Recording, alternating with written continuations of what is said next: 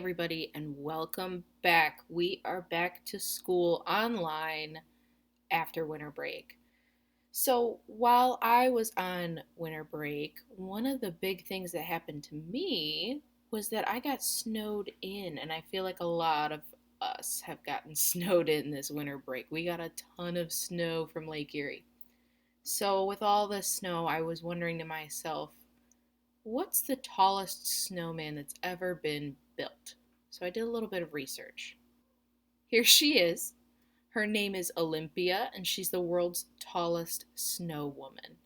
And you can see in this picture right here, all these little people just shows you how gigantic she is. She towers over the land around her. She's so big, she has whole trees for arms. She's enormous. So here's a few fun facts about her. She was built in 2008 in Maine, and it took 1 month to complete her. She is made out of 13 million pounds of snow, and she's only a little bit shorter than the Statue of Liberty. Her eyelashes were made from 8 pairs of snow skis. Her hat is 48 feet wide. Her 8 foot long nose was made out of chicken wire and painted cheesecloth. Her lips are made from red car tires. That's how big her lips are. Her arms are 30-foot tall spruce trees. Her snowflake necklace is 6.5 feet wide. Her scarf is 130 feet long. And the buttons on her front are made from 5 foot wide truck tires. After looking at these pictures, the one thing that I kept noticing over and over was these tiny people down here at the bottom. They start to look like little ants after a while. And so I was wondering, well, I'm seeing pictures of her, but what does she look like from right here? You probably can't see her whole body from this close. Let's take a look at a different picture that's kind of similar. Here we have a dandelion, but this isn't usually the way that we see a dandelion. Usually we would be standing up and looking down, right? So if we're looking from the ground up and we see the bottom of the dandelion, the bottom of the petals, it looks like we're right at the stem. It makes our dandelion look enormous. It looks like it towers over us, just like our Olympia, the snow woman. So, from this point of view in art, we call this a worm's eye view. That just means that you're looking at the world through a worm's eyes, as if you're low to the ground and you're looking up and everything looks enormous. Here's another point of view. This is the city of Cleveland, but instead of being low to the ground, it looks like we're way up high in the sky. It almost looks as if we're in an airplane looking down. Some people think it looks like we're looking through the eyes of a bird. That's why we call this a bird's eye view. All it really means is that we're flying through the sky looking down at all the things below, and everything looks pretty tiny. These are all cars down here. We have the baseball stadium full of teeny tiny little people. So instead of everything looking a lot bigger, everything looks a lot smaller. So as a review, whose eyes are we looking through? Bird's eye view. The view is pointed down as if you were a flying bird in the sky looking at the ground below. A worm's eye view is the view is pointed up as if you were a worm on the ground looking up in the sky. So for today, I wanted to draw our Olympia the Snow Woman, or any snowman, from a worm's eye view, as if we were low to the ground and these snow people were enormous. All right, to get started, you're going to need a piece of paper and something to draw with. All I'm doing right now is drawing these curved lines around the corners of my paper to create our snow people's bodies. Next, we need a curved line on top of that for the head. Notice it's not a complete circle. It's more like an arch. And that's really going to get that worm's eye view.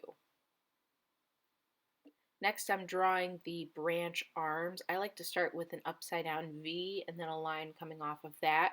You can add little pieces of branch coming off to make it look a little more like a tree branch. And I'm just doing that all the way around on all of my snow people. If you run out of room and some arms are smaller than others, that's okay. Not all twigs are the same.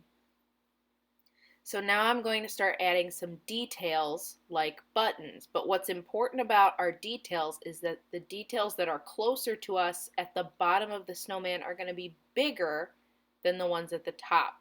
Notice my top button is the smallest, and as they go down, they get bigger.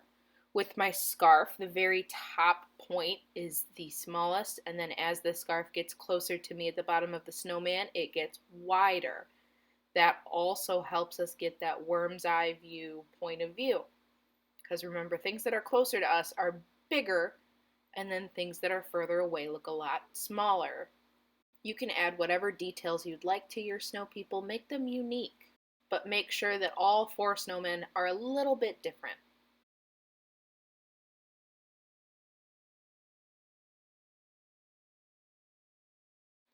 Next, I'm adding the faces. Notice that when you draw the carrot nose, wherever you point that carrot nose kind of shows where your snow person is looking. So if my snowman's nose is pointed to the left, maybe he's looking at the snowman to his left.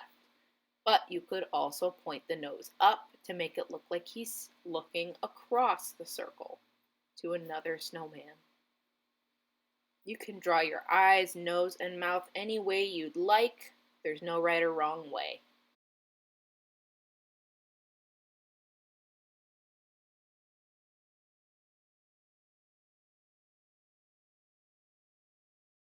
You can add hats, you can add earmuffs. Now all I'm adding is some snowflakes in the sky. Notice that some of them are bigger than others. That just goes to show that some of the snowflakes are a little closer to my eyes in the picture. The snowflakes that are a lot smaller are probably farther away.